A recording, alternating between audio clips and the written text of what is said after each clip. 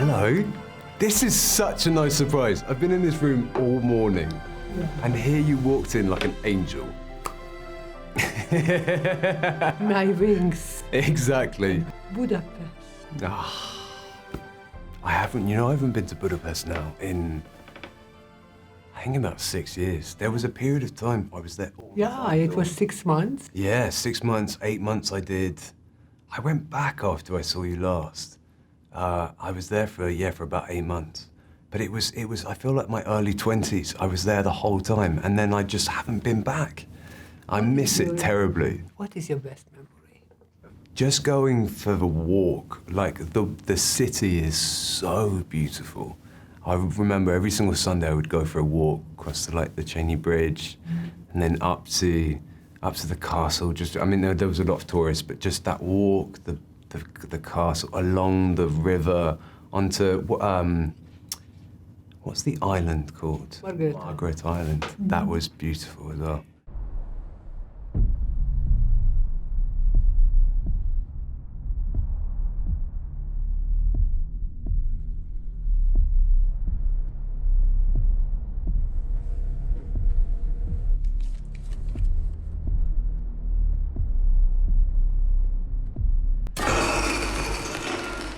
You know, watching this movie, I will say something funny. Okay. I would rename it. Calling it, instead of the Invisible Man, I would call it the Visible Woman. Right, yeah. Yeah, I decided to make the central character a woman instead of the Invisible Man, because I feel that he's scarier when he's not the central character. You know, the less we know about him, the scarier he is. So tell me what you told Oliver about his part, because he's hardly visible. Right, yeah. With Oliver, I talked a lot about narcissism, and I think we live in a strange era of narcissism thanks to social media. Mm-hmm. Everybody's curating their own brand online and focusing so inwardly on themselves, and it's definitely a strange time. And I think not all social media is bad, of course. There's a lot of great things about it. But I think if you're not careful, the way we live today can lead to a very inward-focused narcissism. And I talked to him a lot about that. Why is it called the Invisible Man? It should be called the Visible Woman. Thank you. The sequel. Yeah. We'll call the sequel the Visible Woman. You are in every scene, basically. Yeah, it's true. But, I think this is the universal monster character that we're kind of convincing people to come and see. But it is a very different take on it, Tell me about auditioning for this, because it's a part, but it's a non-part. It was quite interesting. Like, Lee and I met over Skype, and we just sort of talked about it, and we talked about the character. And what I think is really interesting about what Lee's done is that this property's been around for 80-odd years, and if you're gonna redo it and you're gonna tackle it, make it about something important, to make the story an important story to tell. It was a part that would have gone to Johnny Depp, if Yes. So I slipped in last minute. This film's about, fundamentally about domestic abuse and about how we don't trust women and we shut them down, and when they're crying for help, we say, "Oh no, you're crazy." And so I think that it's a very, very important way to go with the movie and an important story to tell. And so it should be about the woman. It shouldn't be about the man. It should be about the woman. He has figured out a way to be invisible. I don't see it in your eyes that you care for horror stories. Am I right or wrong? I feel like horror stories have evolved on me and they're growing on me. When I was younger, I didn't want any parts of watching or being a part of horror films, but I like them now, and I've been a part of a few horror films now, so they're growing on me, let's just say that. I started acting when I was 3. It was something that I wanted to do. 3 years old. I've been doing it for 13 years, and my mom is a great businesswoman, so she said, if you're saying this and you're saying that you want to do it at 3 years old, then we're going to try it. And I 3 years old doesn't even speak. Well, I was having full-blown conversations, and I told my mom that I wanted to be on TV and I wanted to be a superstar, and she believed in me, so I've been doing it ever since, and it's my passion, and I hope I continue to do it. Elisabeth, which was the most challenging part in this movie, the worst, that you dreaded so much to do? There's a very big fight sequence that I had to do, but I didn't necessarily dread it because we practiced it so much and it's so much rehearsal that I felt like by the time we got there, it was actually not easy, but it was just, we were so ready for it. I had hurt my neck was the only thing weeks before, so like a previous injury. So that was the only thing I was nervous about, was just making sure that I got rid of that before we had to do this fight, because I wouldn't have been able to do it. How about running? I don't like running.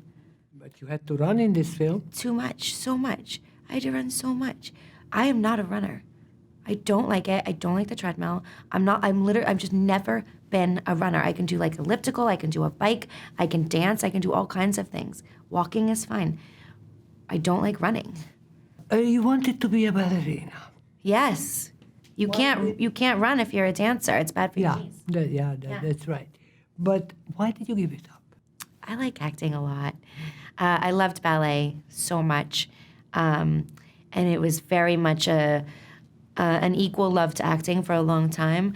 And then acting kind of just edged it out when I was about 15. And I think I also had an idea and a sort of perspective that my mom really helped me with about longevity and about how long you can dance for. And now that I'm 37, I'm quite happy that I stuck with this, because I feel like even if you're successful, even if you don't get injured, you have to really be one of the best as a ballerina, and I don't know, all of that, and then also I just really like acting.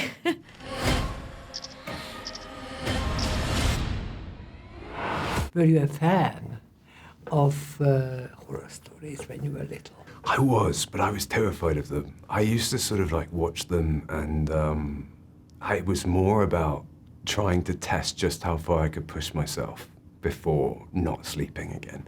And then stupidly I went for a sleepover when I was about 9 years old to a friend's house, and they put The Exorcist on. And they said, oh yeah, it's something about a girl that meets a ghost. And I went, that sounds scary. And then I didn't sleep for about 3.5 weeks. So that kind of ruined my childhood and my early teens. But then I think that horror nowadays is a very interesting medium, and you can tell really interesting stories through it. That you can tell, like with us, we can tell a story about domestic abuse, but it's veiled in this kind of horror thriller, so it becomes palatable to people instead of just a straight dark drama about domestic abuse. Why are you drawn to these dark characters, the tortured woman? I don't know. I really got to come up with a good answer for this. But I feel like... Don't tell me nobody asked you. Everyone does. That's why I have to come up with a better answer. I am bored by playing things that are easy. I don't find playing happy very interesting. And so I just end up being attracted to something darker and something more challenging. That's kind of the only explanation I get. It's kind of a boring answer, but it's kind of all I have. It's quite simple in a way, You went horror story. Why are you so fascinated? I don't know. It's something I haven't really analyzed. It's almost like deciding like why a song is your favorite. You can't explain why you love this song.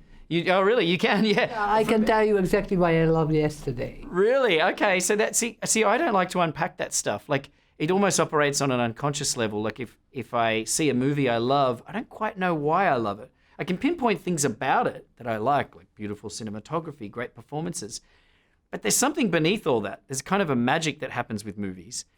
And so I've never really analyzed why I love horror. I think I'm drawn to the idea of control over an audience, like scaring them. When you make a horror film or a thriller, You are manipulating and controlling and puppeteering people. And it's a form of control, you know. So maybe there's something there. Maybe I'm secretly a control freak but there's just something I love about scaring a whole bunch of people in a dark room. Where are you? Where are you? Show yourself! Come on! Do it! There you are.